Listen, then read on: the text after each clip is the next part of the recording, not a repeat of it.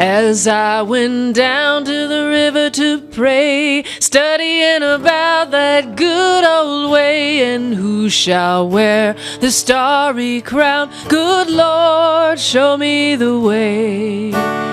Oh, sisters, let's go down, come on down.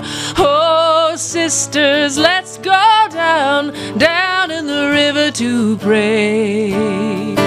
As I went down in the river to pray, studying about that good old way, and who shall wear the robe and crown? Good Lord, show me the way. Welcome, everybody. I'm so glad you're here. So beautiful to see all of you. Welcome, welcome, welcome, welcome. I love today. I always love today because it's the best day ever. I've trained you well. It is the best day ever. And it's very interesting. We're going to talk about mental equivalence today. And Friday, I think, was a really good example for me of what's possible for mental equivalence. So you may or may not know my stepdad. His name is John.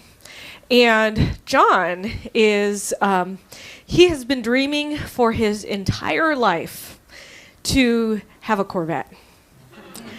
Yeah. And I mean, a blue Corvette. And I mean, like, this man, he had photos of a blue Corvette up. His screensaver was a blue Corvette. Like, and he's been my stepdad for, I don't know, 27, 28 years. A long time. A very long time. And I know this about him. And he's had a red pickup truck for the last, I don't know, 10, 15 years. And one day my mom says to him, you know, I know you're a CPA and you're doing really well. And that red pickup truck might not be the equivalent of who you are anymore.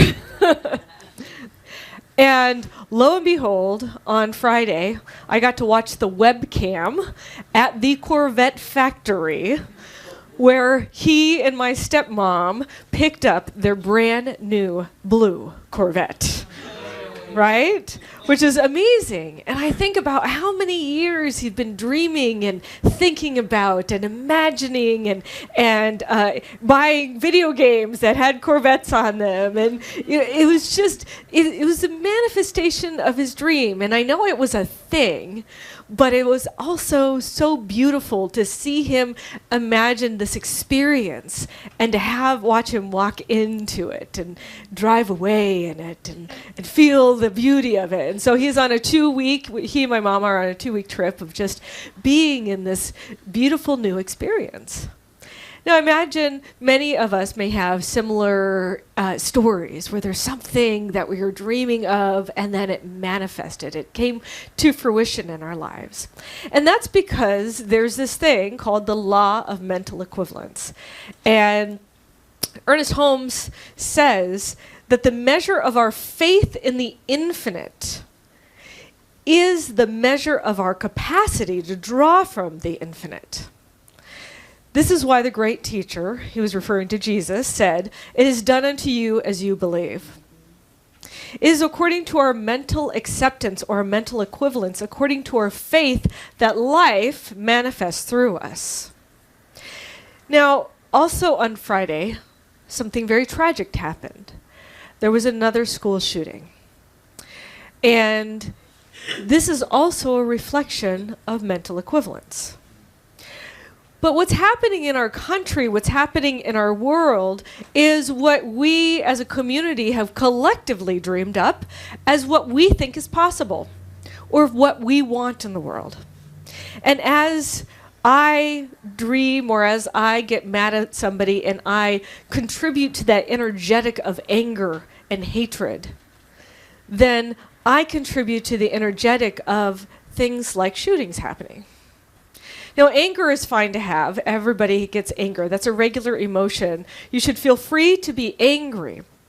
But when you take your anger and you start imagining really terrible things to somebody, that's when you start creating in the universe the mental equivalent of that thing happening.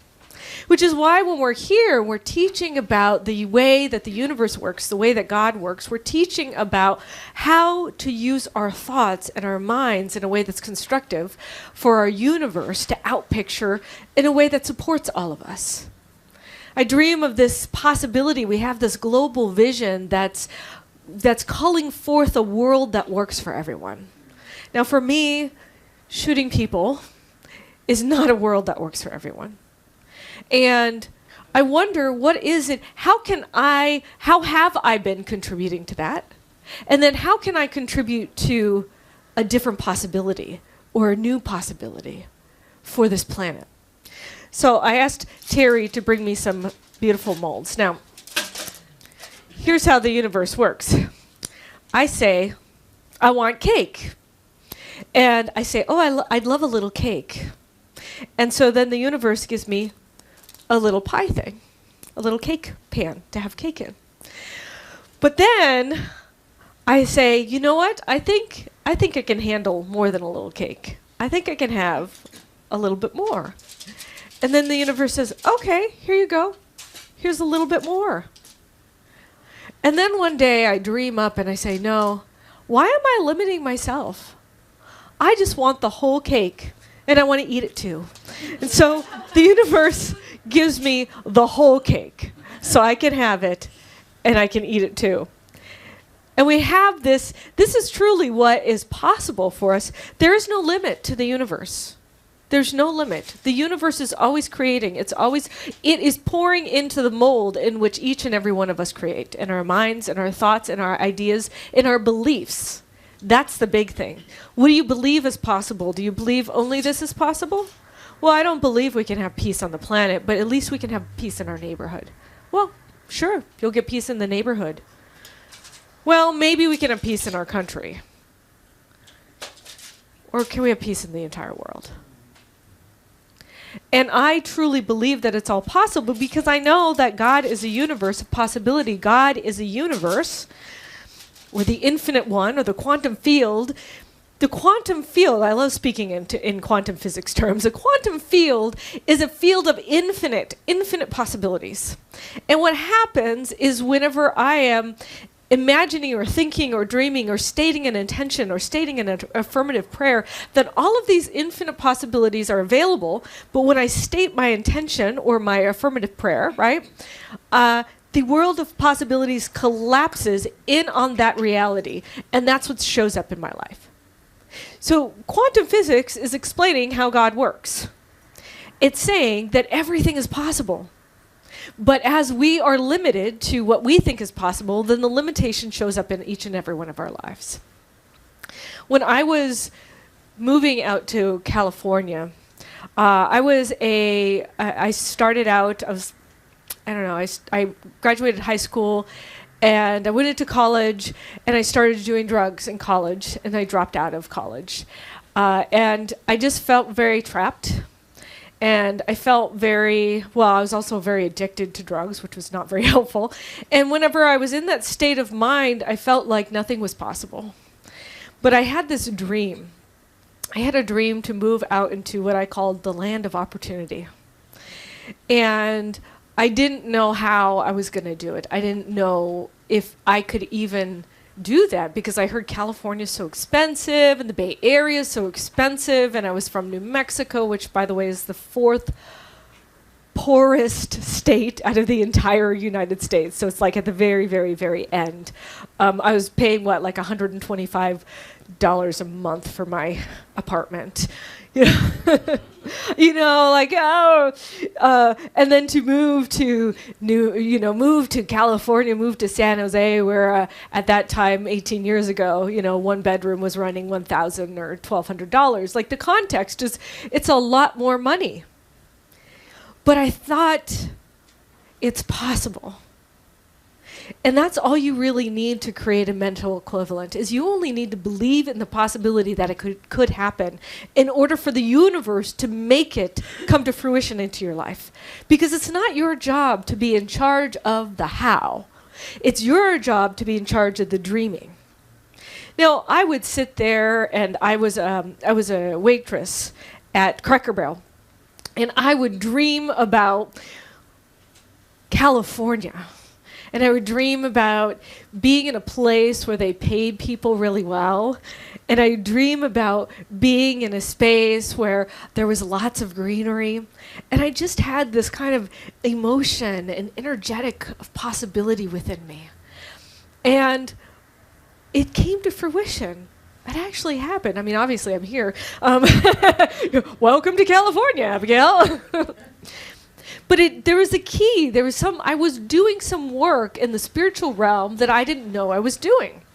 Now, Emmett Fox is the one who coined the term mental equivalence, and he was one of the he was a divine science minister, so he was in the New Thought movement, and he coined this term mental equivalence. And he has this recipe for creating a mental equivalent. It's a 6-stage recipe. The first stage for creating your own mental equivalent in your life is that you can think quietly, consistently, and persistently of the kind of thing you want. Now you can see how my stepdad was manifesting this, right? Or how I was for California. But you have to have 2 qualities. 1, clearness, and 2, interest. So I'm interested in this thing. And I'm clear exactly what I'm dreaming of. So I knew that I was dreaming of going into California, into a place where I would get paid well, where people would be treating me with absolute respect, and I would find an amazing job that would tap into my talents, right? So I'm dreaming up this, and I'm very clear at what I want. I want to move to California. You can see my stepdad, blue Corvette. Very clear, very definite. The second thing is the building up of thought are 2 poles. There's 2 poles. So there's clarity of thought, right? You have your clarity of thought. But the other thing is that you need warmth of feeling. Warmth of feeling. So here, when we teach metaphysics here. So we teach you how to create in your life whatever you want, however you want to achieve it. But a lot of people, especially whenever I'm first teaching affirmative prayer, we call it the faith and the fire, right? So you got the faith, you got the clarity of thought, you've got the words of what you want. But if you don't have the fire behind what you want, doesn't matter. I can have somebody say an affirmative prayer for me, and if there's no feeling, if there's no kind of, oomph behind it, then it's never going to happen. Because it's not just the words. It's the words and your intention, your vibration, your feeling behind it. You need both of those things in order to create what you want. The third thing is that in order to create something new in your life, there's the law of mind. And the only way you can do one thing is by, if you want to get rid of one thought, you got to substitute another thought. So I want to use this as an example. We're going into this idea of possibility where I want to create a world that works for everyone. But if you or me have not dreamed up what that looks like, then it's not going to manifest. And if I don't believe, if I don't create this new idea of possibility in my mind of what the new thing is, the old thing is going to keep existing in my world. So these things are going to keep going on until I can dream up what this new idea of possibility is. I know a lot of core hurt belief systems come to the idea that I am not enough. And there's underneath a lot of people in growing up, there was evidence from parents, from family members, or from somebody in authority that drilled down this belief system that I am not enough. And I know that it resides in many, many people, including me. And in order for me to start stepping into the fullness of my vision, I have to replace that thought or that idea of I am not enough into I am not only enough, but I have so much amazing talent to give to the world. I'm worthy, I'm worth it, and I provide great value to what's out into the world. So I have to replace, if I notice that thought coming in my head, I have to replace it with a new thought, with a new belief system. And our beliefs change either through repetition or through shock. I choose repetition, personally. You could choose the shock value, but it works much better. It might take longer, but it works. If you want to replace a thought, you do it with repetition. So the fourth thing that he recommends is love. Love is the only way. You cannot be interested in a thing unless you love it. Now imagine loving a world that works for everyone. Imagine loving how our new education system is in a way that absolutely supports the students so they feel like they are worthy, so they feel like they're seen, admired, loved, adored, and appreciated, so no student feels the need to have to do something so traumatic. You know, any harm that comes to somebody, that somebody who does harm, it doesn't come out of the fact that, it only comes out of the fact that they're lacking love. They're not feeling love. And Reverend Georgia Prescott has said, and I've said this many times, everything is either a call to love or a call for love. So it's asking me, how can I be more loving in the world? Somebody out there is hurt so badly that they feel the need to do harm. And it's not because they enjoy doing harm. Doing harm to somebody, even if it brings some kind of sadistic joy to a person, only does because they have no other coping mechanism. Because they have no idea what the world can be like, what it can look like. The fifth thing is if you want to change your life, you must change your thought and keep it changed. You got to keep your thought changed. I had this idea. I talked about this this way of being, which I used to have, which was not being a singer, and I'm still in the process of working on that, and I am embracing that I'm a singer now. And it's completely uncomfortable for me because I was taught whenever I was younger that I had a terrible voice and I couldn't keep on key. It wasn't my mom, by the way. She didn't do that. It was a choir teacher. And so I had this whole idea in my mind that I was not a singer. I'd make all the jokes like everybody's singing. I'm like, you don't want me to sing because I sound so terrible. I'm always off key. And so I kept this story that would repeat over and over and over again. And it's not a true story. But I created that story somewhere. I believed somebody, and then I created that story. And now I'm rewriting the story of I am a singer. And it's incredibly uncomfortable, I'll just say. But it's kind of like, has anybody taken a dancing class for the first time or done Zumba or something like that? Like, I'm taking this country dancing class right now as part of my exercise program. And you're supposed to like turn this way and then turn this way. And like by the time I get, like I'm over here and I look right and left and like everybody's already turned around, It's like, but that's what happens when we're doing something new, right?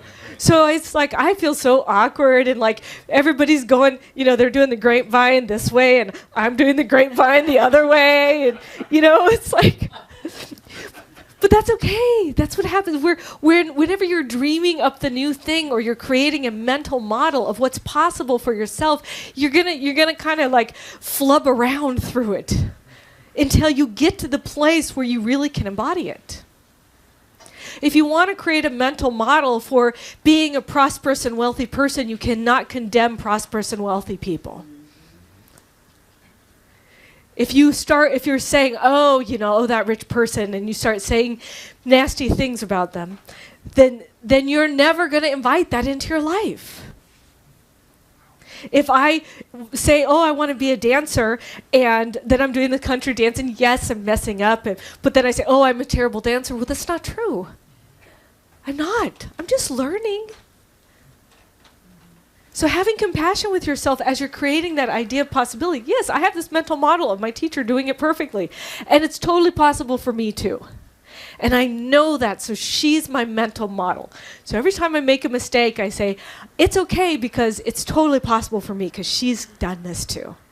It's okay for me to have a Corvette because my stepdad has one too. It's okay for me to be rich or me to be paid well, or me to be valued because Kathy has that too. Because Linda has that too. Because Greg has that too. So instead of saying, oh, it's not possible for me, instead start looking at, it's absolutely possible for me because that person has it. And if that person has it, it's totally possible for me because we're all interconnected. And every time I praise and raise them for the thing that they have, then I'm praising myself and raising myself for the thing that I have.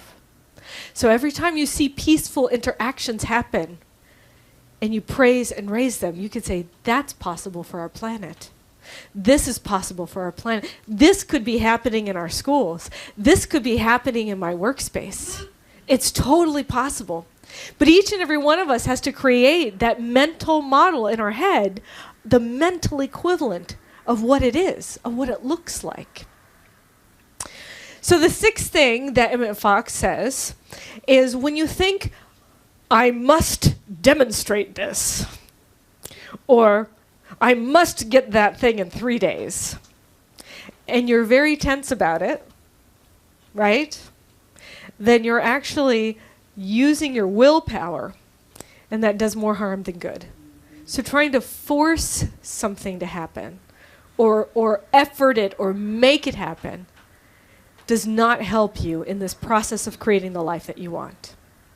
He says, the door of the soul opens inward. If you will remember this, it will save you years and years of waiting to demonstrate.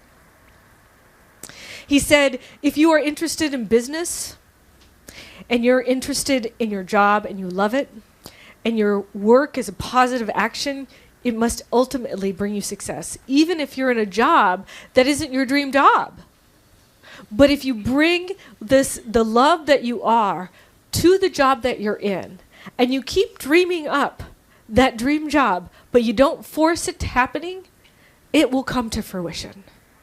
You don't have to make things happen. You have to welcome things to happen in your life. That's the way that the universe works. We make it welcome. Welcome it in possibility. There's a story of a man in the Middle Ages, and there was a citizen that was arrested by one of the barons, and he was taken over to the castle, and he was taken down into the dungeon, down these stairs, and the jailer, he had this huge key, gigantic key, and he's taking him down and go down the steps down. It's so dark and terrible, and the citizen was like, and they shoves him into the cell, and he slams the door. And you can hear the jailer walking away with his keys clinging. The next day, the jailer comes, brings him some bread, slams the door shut. And this happens for 20 years. The citizen is in there for 20 years. And one day he was like, this is it. I can't handle this anymore. I can't take it. 20 years, that was a long time. I would have been done sooner, right? But so finally he was like, I don't want to commit suicide. I'm going to get that jailer. I'm going to get him. When next time he opens the door, I'm going to get him, and I'm going to escape. So he decides to figure out how he's gonna do this, and he goes to the door and he looks at the door, and it's unlocked. And he opens the door, and he goes up the stairs, and he walks out into the bright sunlight, and nobody says anything, and he just walks on his way. He was imprisoned for 20 years because of his belief system. As are we all. Exactly. So I question you, what beliefs are you holding on to? What things are you allowing to imprison you because you don't think it's possible? Or what things do you think are limiting you, and the only reason why they're limiting you is because you think that they're a limitation in your life? So I invite you to think about this week what that is that you can choose to dream up a bigger possibility. And I'd really like to invite you to think about this idea of a world that works for everyone. Because I've been mulling and I've been dreaming and I've been imagining this amazing world where people are appreciated and respected and seen, where every student feels like they're loved and adored and appreciated, where their gifts are shared with the world because they're taught that they bring something special to the world.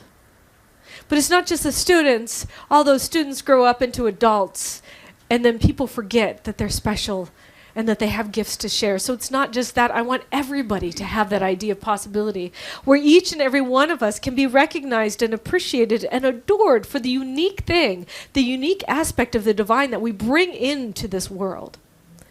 So I'm dwelling on that dream, a world that works for everyone. And I'd like to invite you to consider dreaming it up with me. Because as we start dreaming up this new world of possibility, we don't have to worry about the how. We just got to get that love and that emotion and that possibility within us, get clear, but then not worry about it and allow it to manifest. Because we dreamed up the world that we're in now, we can dream up a new world. So are you willing to step into this new world of possibility with me and co-create a world that works for everyone? Yes. All right, let's do it, my friends. I'm so grateful for all of you. Namaste. Namaste. Yeah. Thank you.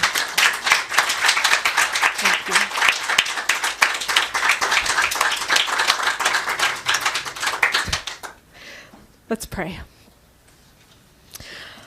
Oh, I am so grateful to be immersed in this universe of possibility. I recognize and know that this is God. This is the infinite nature, the great creator that loved itself so much that it created each and every one of us.